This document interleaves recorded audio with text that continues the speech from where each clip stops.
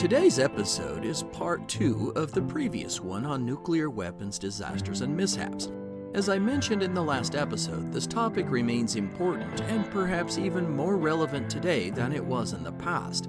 The first episode dealt with mishaps and mistakes relative to the testing of atomic and thermonuclear devices. Today's episode will deal with the so-called broken arrow events and 2 times when the United States and its Cold War rival, the Soviet Union, nearly started a nuclear war and how those events were averted.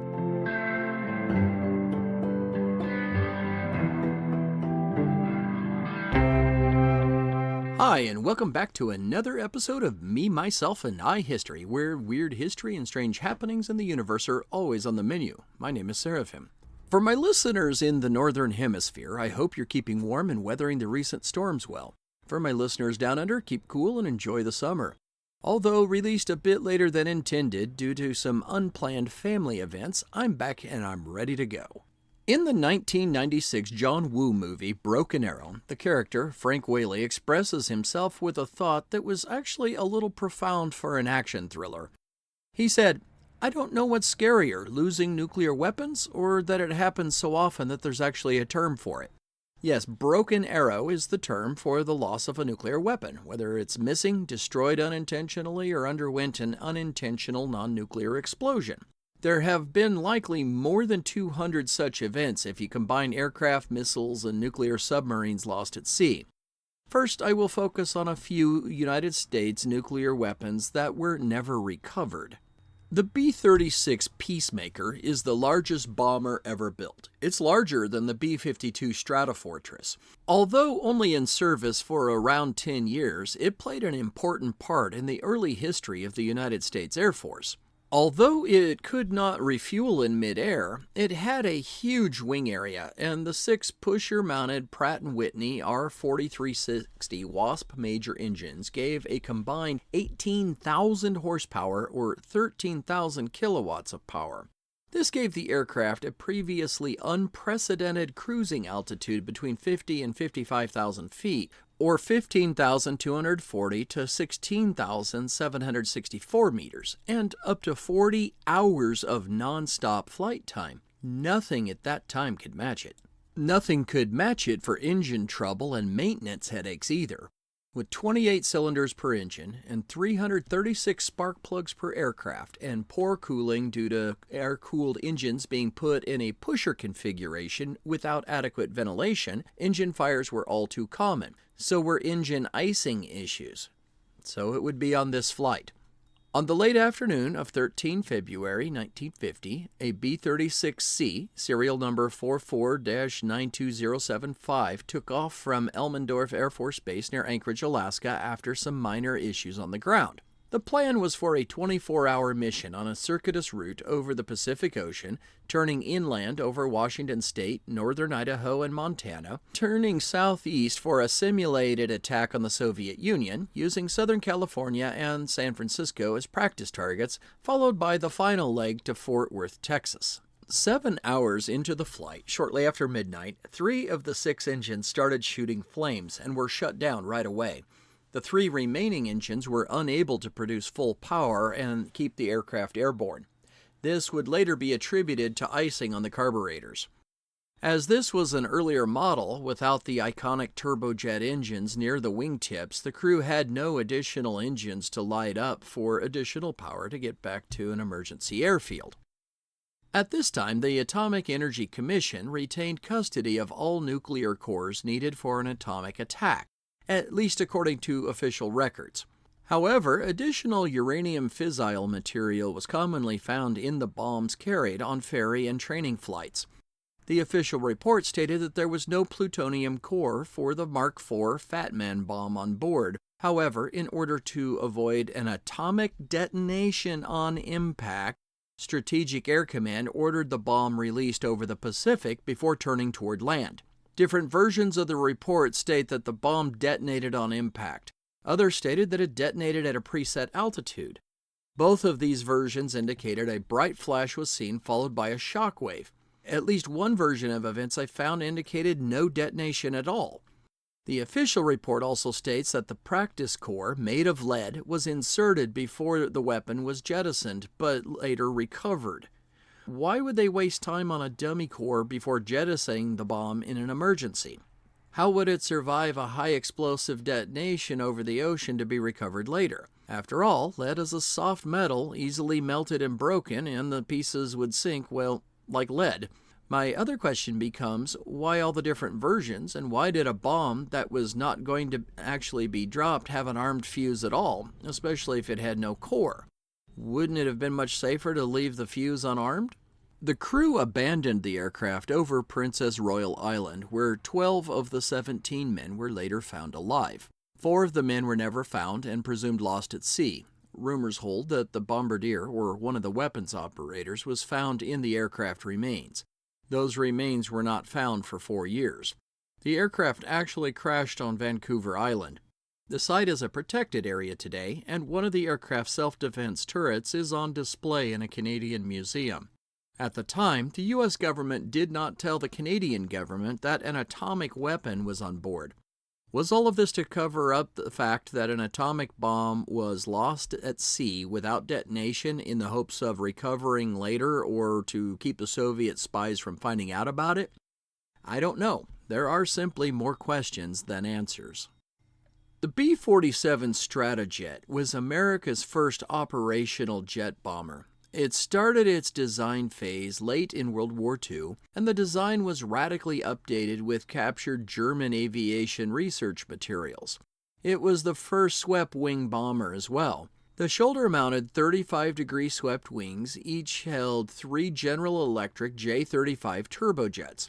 There were 2 mounted in a single pylon 1/3 of the way out, and a third placed near the tip of each wing. It had a unique, for that time, bicycle landing gear arrangement with outboard landing gear coming from the mid-wing engine pylon. The pilot and co-pilot occupied a fighter jet-style bubble canopy, and the navigator bombardier occupied a space in the nose of the aircraft. First taking flight in December 1947 and introduced for service in June of 1951, the type would remain in service until 1969, with some electronic warfare variants remaining in service until 1977. On March 10, 1956, a B-47E, serial number 52-534, piloted by Captain Robert H. Hodgen, co-piloted by Second Lieutenant Ronald L. Kurtz, and with Observer Captain Gordon B. Inslee occupying the navigator's seat, took off from MacDill Air Force Base in Florida. A nonstop flight to Ben Guerir Air Base in French Morocco was planned. The first of 2 mid-air refueling contacts went off without a hitch, and the aircraft proceeded on towards Morocco. Near the rendezvous point over the Mediterranean Sea for the second refueling contact, heavy cloud cover forced the aircraft to descend to 14,000 feet, or 4,267 meters, to make the refueling. The KC-97 tanker aircraft briefly made radio contact, but then the radio went silent. The remains of the aircraft, its crew and cargo, were never heard from again. No location for the aircraft's presumed crash site on the ocean floor has been identified. A French news agency reported that the aircraft exploded somewhere northeast of the French-Moroccan city of Saïdia. The B-47 was officially reported to be carrying nuclear cores in transport cases, but no weapons. This would be highly unusual, as the B-47E normally carried 2 Mark 15 nuclear bombs in case of need on such missions. Being over the Mediterranean seems unusual as well, since Ben Guerir Air Base was actually west of their position enough that they should have been able to fly directly to it without needing to be refueled the second time. In the early morning hours of 5 February 1958, a B-47, serial number 512349, piloted by Major Howard Richardson, was on a routine nighttime training mission out of Homestead Air Force Base, Florida. He was cruising at an altitude of 38,000 feet, or 11,582 meters, just off the coast of Georgia. Suddenly, at 0200 hours, the bomber collided with an F-86 Sabre fighter jet. The fighter was able to fly near the Georgia-South Carolina border, where the pilot safely ejected. Meanwhile, the B-47 began to plummet, losing 18,000 feet or 5,486 meters in altitude before Major Richardson was able to recover control of the aircraft. One source says that 3 landing attempts were made, but the aircraft was just too heavy to reliably stop on the runway at Hunter Air Force Base. Fuel dumps and reverse thrusters on jets had not yet been implemented in aircraft. Richards was given permission to turn back over the ocean and dump the bomb. At an altitude of 7,200 feet, or just under 2,200 meters, flying at a cruising speed of 200 knots, or 370 kilometers per hour, the bomb was dropped over Wassaw Sound near Tybee Island in Georgia. Richards then returned to Hunter Air Force Base and safely landed the aircraft. He was awarded the Distinguished Flying Cross for safely landing the aircraft and saving the lives of his crewmates in the process. The Mark 15 bomb has not been located precisely. There's an area with radiation 4 times the ambient amount off the northern coast of Tybee Island. In 2004, a retired U.S. Air Force Lieutenant Colonel Derek Duke used a pleasure boat with a Geiger counter in tow to narrow and map the probable location. The U.S. Air Force officially says the radiation is a result of monazite, which is a radioactive mineral that has large deposits in the region, not fissile materials. Here's where it gets weird. We have the temporary custodian receipt from the Atomic Energy Commission, signed by Richards, that indicates that the weapon did not have an atomic core, but only a lead simulation core. This would seem to comport with the protocols at the time. After all, no one wants a live nuclear weapon flying over their house on a training mission at 0200 hours. However, in congressional testimony in 1966, Assistant Secretary of Defense for Atomic Energy, W.J. Howard, testified that the Mark 15 bomb released over Wassaw Sound was one of 2 complete weapons, including the plutonium trigger, that had been lost up to that point. Was the other one the Mark IV bomb dropped over the Pacific 8 years earlier? We may never know.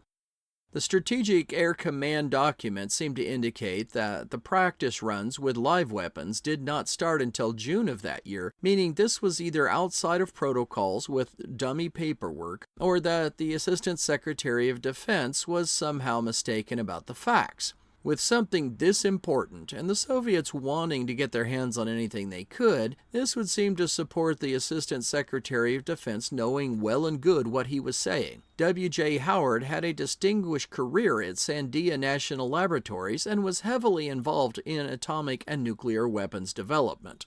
In late November 1945, the U.S. Army Air Force's Air Materiel Command issued a request for a proposal for a new strategic bomber. Boeing's original design was for a straight-winged 6-turboprop design utilizing the Wright T-35 turboprop engines with a 3,110-mile or 5,010-kilometer combat range. Although nearly 2,000 miles short of the specified 5,000-mile combat range, Boeing's proposal was still declared the winner. Thus began one of the longest design phases for a major military aircraft in the middle of the 20th century. Constant specification changes to the requirements kept Boeing on their toes. 6 engines to 4, more powerful ones, straight to swept wings, conventional cockpit to fighter-style bubble canopy, 4 turboprops to 4 turbojets, 4 turbojets to 8 turbojets, conventional cockpit readopted. Finally, on the B-52G variant, turbojets were replaced by turbofans and fuel tanks were added in the wings. The G model would be the most numerously produced version of the aircraft. As a side note here, the B-52H is the current model in use, and with upgrades to systems and programs, it is expected to be in service a century after its first introduction, all the way into the 2050s. At around midnight, on the night of the 23rd into the 24th of January, 1961, a B-52G, serial number 58-0187, commanded by Major Walter Scott Tulloch, approached for a mid-air refueling. During the operation, the tanker crew noted that the fuel was leaking out of the starboard wing. The refueling was aborted and Seymour Johnson Air Force Base was notified. He was ordered to take a holding pattern off the coast until most of his fuel was spent. When the assigned position was reached, Major Tulloch reported they had lost 37,000 pounds or 17,000 kilograms of fuel in just 3 minutes and were directed to immediately return to the base. As they descended on approach through 10,000 feet or 3,000 meters of altitude, the pilot and the co-pilot lost control of the aircraft and Major Tulloch ordered a bailout. 5 men landed safely, including the relief pilot, Lieutenant Adam Maddox, who remains the only person to bail out of a B-52 through a hatch instead of an ejection seat. 2 men died in the aircraft, and 1 was mortally wounded in his parachute landing. The surviving crew reported seeing 2 explosions, suggesting that the fuel detonation had broken the aircraft apart. At some point, an entire wing broke away from the now unpiloted aircraft. At 35 minutes past midnight on the 24th of January, the aircraft impacted the ground. On board of this B-52 were 2 Mark 39 Mod 2 thermonuclear bombs with a 3.8 megaton yield each. For reasons not entirely understood today, both bombs separated from the aircraft before it crashed. This bomb type used a small fission bomb that was boosted with deuterium and tritium to start a chain reaction that then consumes and detonates the fusion secondary nuclear material. The primary core on this weapon was sealed in place when the bomb was assembled, meaning it was live at all times. The casing was a large gravity bomb with a drogue chute that would allow the delivering aircraft to escape to a safe distance. A contact fuse was used to detonate the weapon on impact just before the impact broke the bomb apart. Bomb number 1 had its chute deploy as designed. Bomb number 2 did not deploy its chute. Bomb number 1 landed as designed but did not detonate. It was found later that 3 of the 4 arming switches were in the armed position. Only 1 safety stood between detonation and recovery. Bomb number 2 burrowed deep into the ground. The tail fin section was recovered, but the bomb and its core were not. A very shallow water table prevented the recovery of the device. The U.S. government bought a perpetual easement to the location near Goldsboro, North Carolina, and restricts what surface activities can be done there by others. Every so often, radiation measurements are taken there to this day.